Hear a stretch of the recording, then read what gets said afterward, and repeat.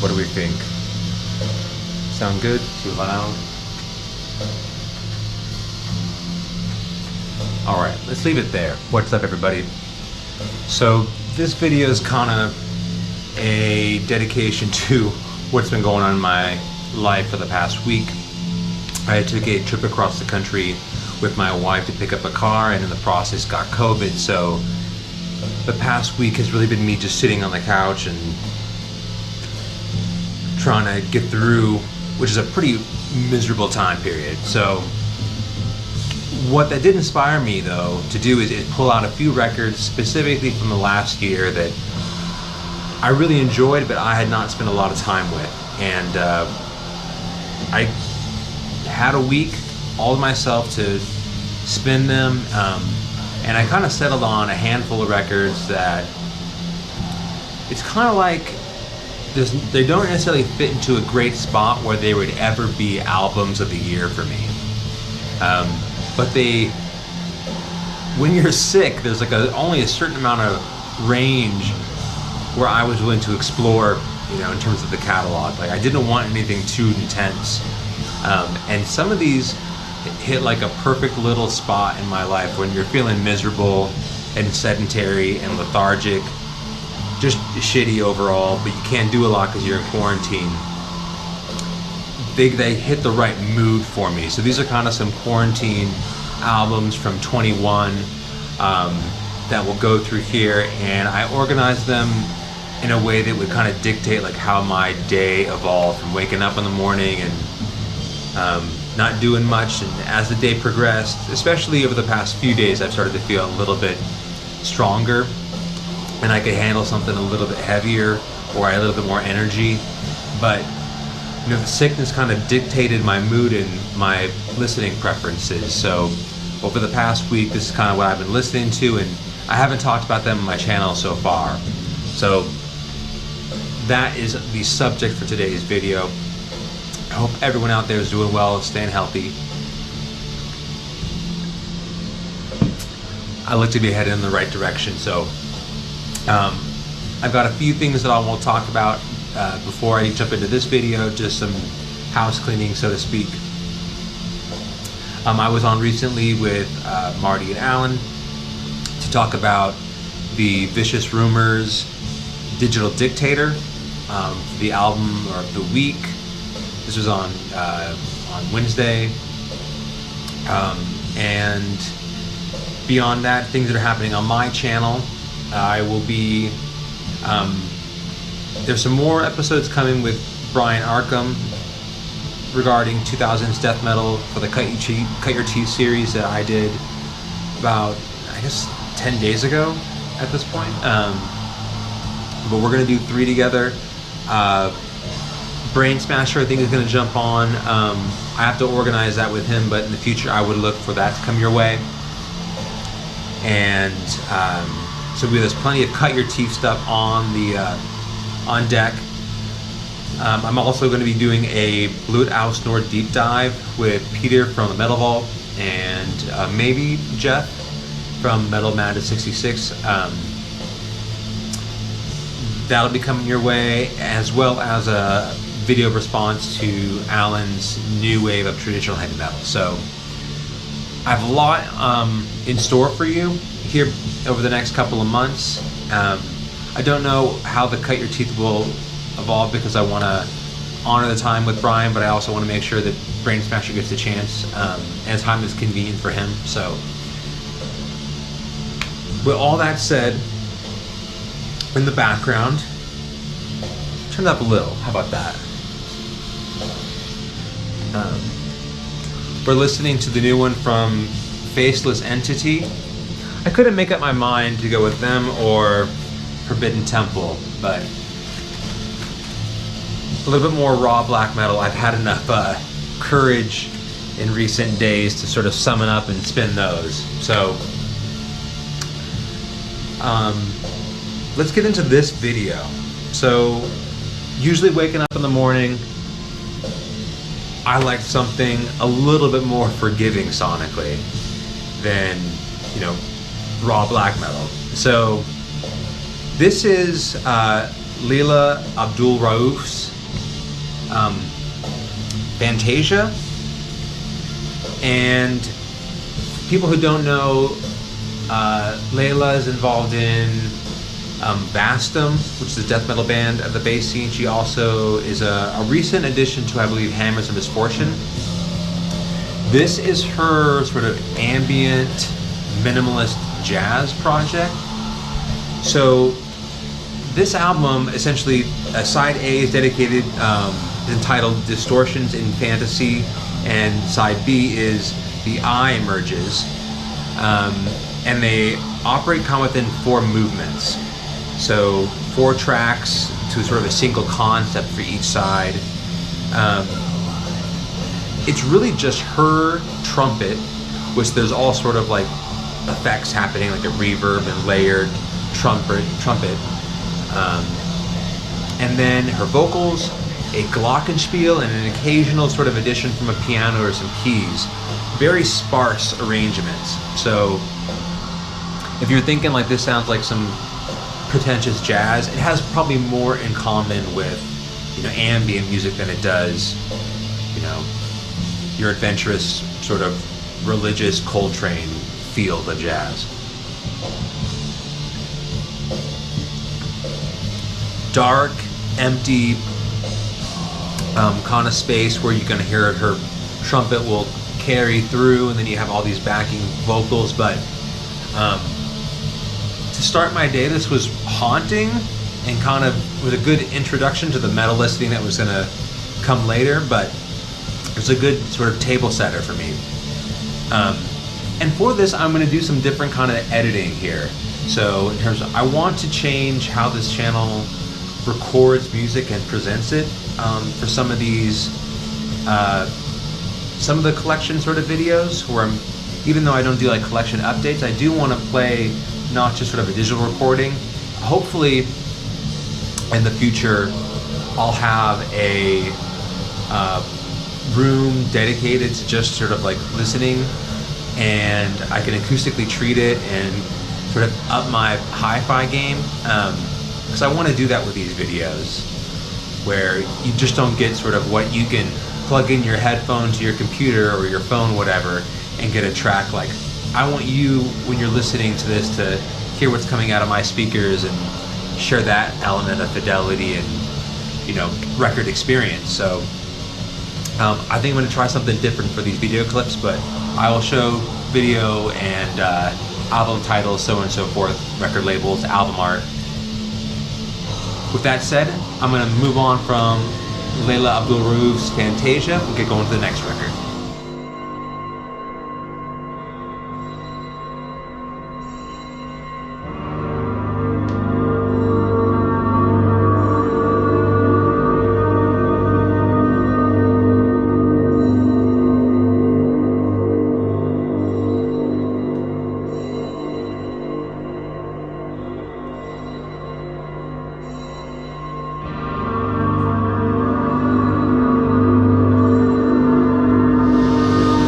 So this is, I think it's pronounced, let me pull it out of the sleeve for you.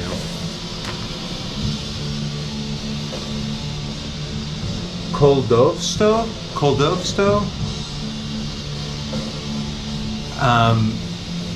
Anyone who was probably paying to Bandcamp, even to some small extent last year, probably saw this come across, at least in the metal world, saw this come across their radar. Though I wouldn't really call this as, I guess it has elements of atmospheric black metal, but it's very much like also a post-rock album. So I kind of would want to evade a lot of the black metal classification. Purists would be offended by such a association, but it does, I would say the album artwork here does a beautiful job sort of capturing the emotional tenor of the record. It is this kind of like early morning light sort of pouring through into the room, watching shadows drift across the floor, kind of atmospheric stuff. Incredibly veiled. Like, it's not nearly, even while this is kind of raw, the impression here in terms of like the presence in and the guitar tone is not as forward. It really does feel like someone just pulled a bed sheet over your records, and they're sort of breathing from behind sort of this layer, however thinly veiled. You don't get the kind of immediacy and guitar tone you're traditionally hearing, which lends itself to this sort of softer level of distortion and atmospheric quality. But in terms of how an atmospheric post-metal, post-rock, whatever you want to call it, record has an incredible amount of personality. Just very unique by comparison to what I usually would listen to in this vein. I'm not incredibly well versed in atmospheric black metal, but this hit the right tenor in terms of like picking up a little bit of the intensity, but also setting the tone early on. So as I'm, grumbling on the couch, watching Cold Case or Forensic Files, whatever, garbage television to get me through the day, that was perfect sort of background music to start with. So it's entitled, I would say, let me get my notes here, Ni Taria, Ni Boga. I'm butchering that. I don't know if they're actually Russian, but I believe it translates to neither, or Koldovsto, or is sorcery, witchcraft, and Ni Taria, Ni Boga is neither nor czar nor god, I believe is the title of this record. So if you're kind of into that like post-rock, atmospheric black metal kind of stuff, this is definitely, I'm by no mere like a expert on the genre or the intersection of the two, but that definitely hit a spot for me, and we'll progress from there.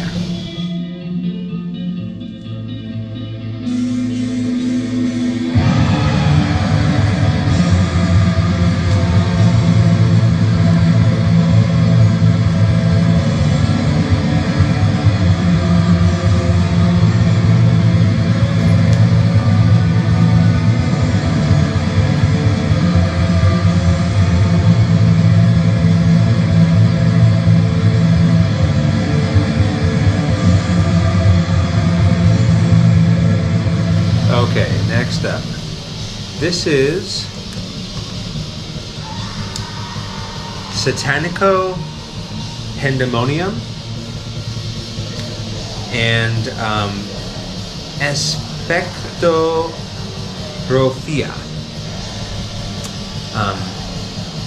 Or philia, I should say. Espectrophilia. So basically it translates, it's a doom band from Mexico, and I think it translates to satanic pandemonium or a satanic panic, and spectrophilia is, I guess, a sexual desire or a sexual arousal, attraction to ghosts. So on point for a doom band. This has got a little bit of a warmish tone, which may lead people to kind of associate it with like a doom stoner intersection, which is okay. I'm not a huge stoner fan either. Like I said, these are kind of genres that I kind of dabble in, and or they usually don't end up making a large part of my collection, but also why I usually don't pick them and talk about album of the year for me, because it's not necessarily like a strong category. But out of the few that I do collect on an annual basis, they are the ones that like I have sort of stripped away a lot of the fat, so to speak, and the ones that really resonated with me are the ones I'll actually go and make a physical purchase of. So if you're into that doom and stoner stuff, this is great. Vocals here are very much like a hardcore vein. It's kind of the way that it's like a cleaner screamed voice, which leads me to believe it has a bit more of like a punk signature to it. There's all these sort of Spanish intro outros where you could hear it's like someone expressing their like horror and fear surrounding ghosts or the satanic panic sort of nature, but it perfectly sets the tenor for an occult sort of doom vibe. The weight and, like I said, the production is a little bit on the warm side, so it's got that like stoner-ish sort of creeping in, but I still consider it first a doom record, and also given the occult nature, you know, a bit more on that doom side. I'll be taking photos and everything beyond that, so you can see all the vinyl and stuff like that. But I think this was technically just an EP or mini album. It wasn't a full length, but it's like 4 songs, and they're all like 10 minutes long, right? So I think there's about a half an hour of listening in this.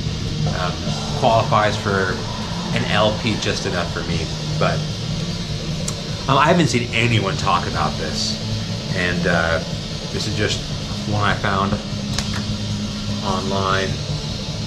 I throw the stickers everywhere, but let me see. Pull this out for you.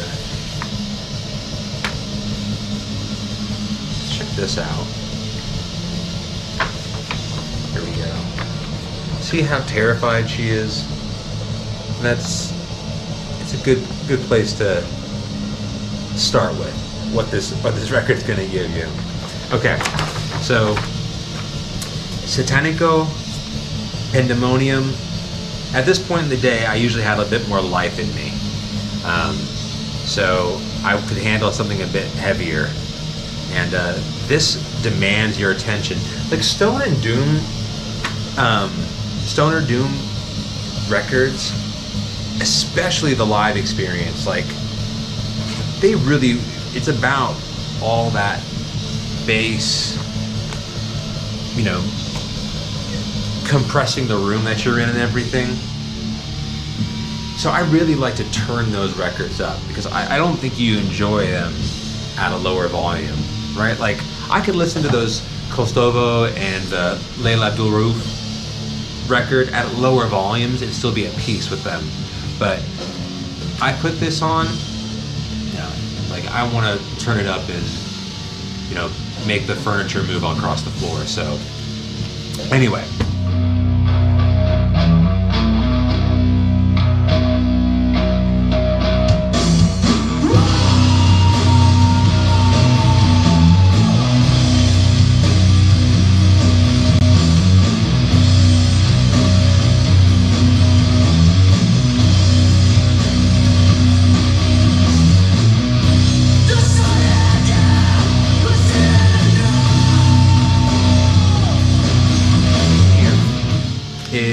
Arcanist,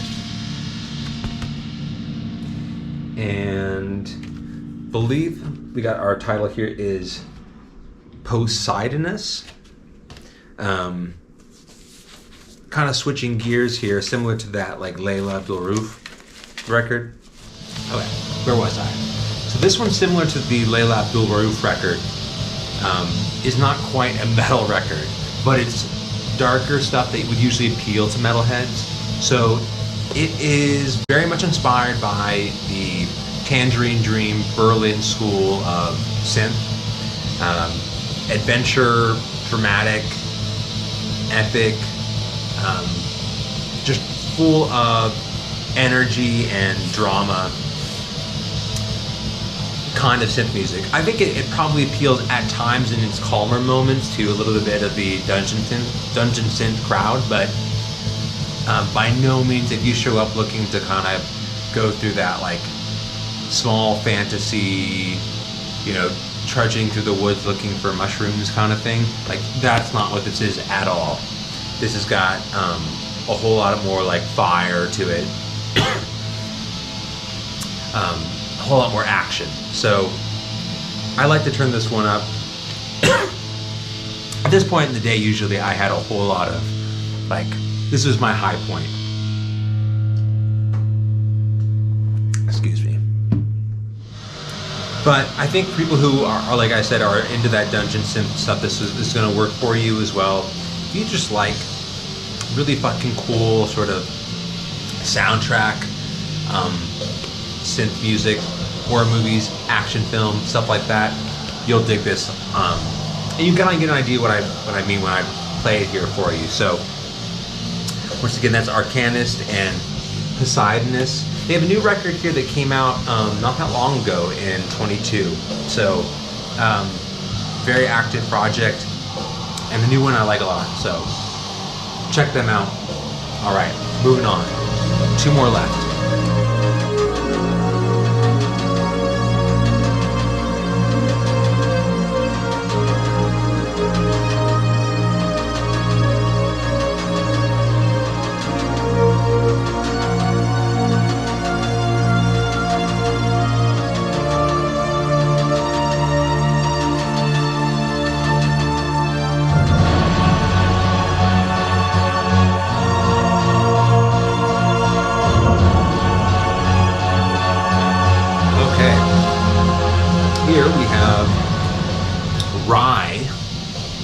Once again, it's in Russian, so I have no idea how to pronounce that. But I guess the translation is Rye, and Eternal is the name of the record.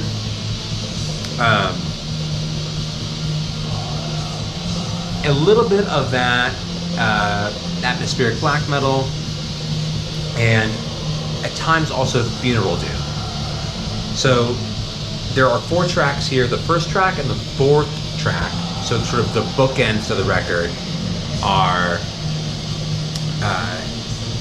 mostly funeral doom. There's slower, more ambient passages or pieces, but the core of the record, the tracks 2 and 3, I get a little bit more into the atmospheric black metal stuff, and really drive the heart of the record. The most of the time is spent there, and I think even sonically occupy the greatest amount of space, because there is a shared characteristic in terms of big open space between funeral doom and atmospheric black metal, that it works well. Also a gorgeous pressing here. Out of all the records that I picked up in 2021, I should probably just take note to say they did a really good job putting that one together. I really like the sort of black white sort of layered stone to that one.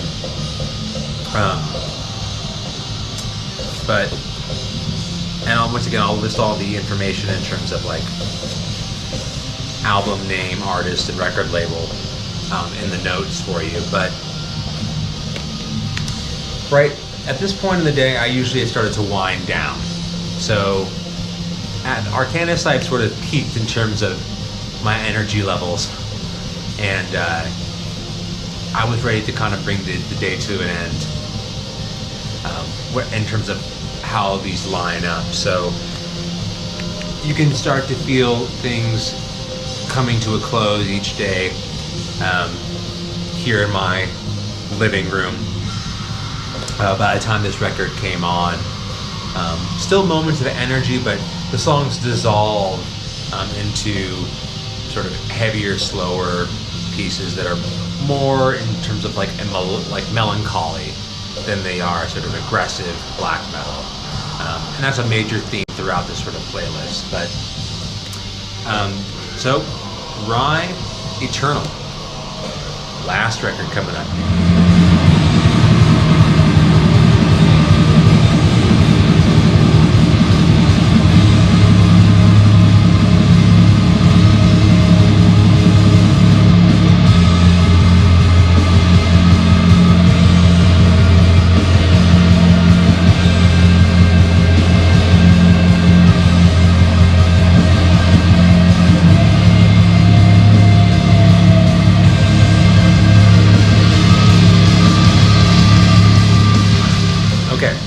This one is in Aquum, and and this is entitled Through Dead Forest He Dwells, I believe. Yes. So this is I guess their third release from this project. It was previously a dark ambient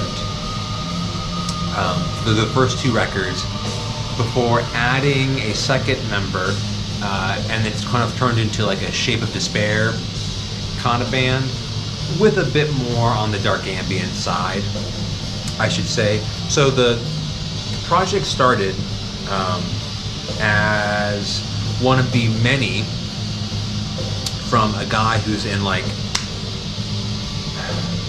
20 different bands. I'm not exaggerating. I started to count and I thought, like, okay, I'm just going to say 20 and that'll be enough. But Spartadobus, I don't know if I'm saying that correctly, a Swedish guy. I think he's also had a hand in a couple of records that came out this year. Probably the one that's getting the most attention is Grieve.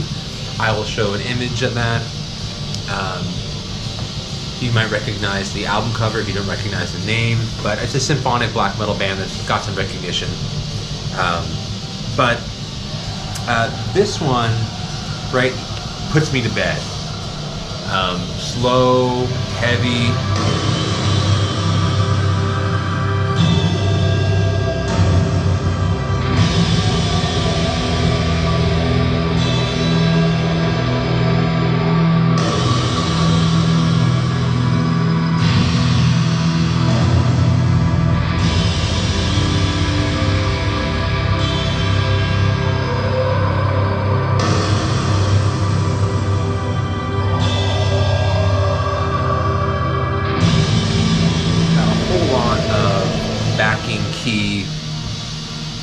Key work, synth work going on. Previously having a sort of a dark ambient identity for the first two records drives that home here. It's impossible to ignore.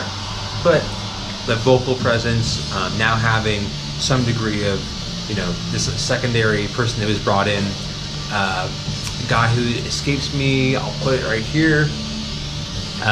But he also is someone who has like 20 different bands. So two musicians contributed to this, incredibly prolific musicians, and has made this very much a funeral doom project with a whole lot of dark ambient tendencies. If you liked the Shape of Despair, I think Return to the Void that came out earlier here in 22, this is a 2021 release on Morfati, but you'll also appreciate this. But slow, heavy, brooding, funeral doom. By the time this record was done, I was also finished with my record listing for the day. So 6 records is sort of part of my COVID diaries, if you will, or COVID chronicles. Music that, as I cough, while you're feeling sick, right? Maybe they don't speak to you immediately, or aren't your favorite records, but when you're feeling, stuck at home and sick and miserable, are just the remedy that you need. So that's all I really have for you now. I've got obviously a bunch of different ideas coming your way here soon enough, so look out for those. I might do some promos in the lead up for the Bloodhouse Nord to let you know exactly when it's going to drop. So if you do want to come by and watch it, you can. Please leave a comment. I always like interacting with anyone who takes the time to watch it and spend an hour or two going through a video with myself and the guests, because interacting with everyone out there is one of the best parts about doing any YouTube stuff. So anyway, thanks so much for watching. Take care of yourself. Until then, I'll see you guys later. Bye.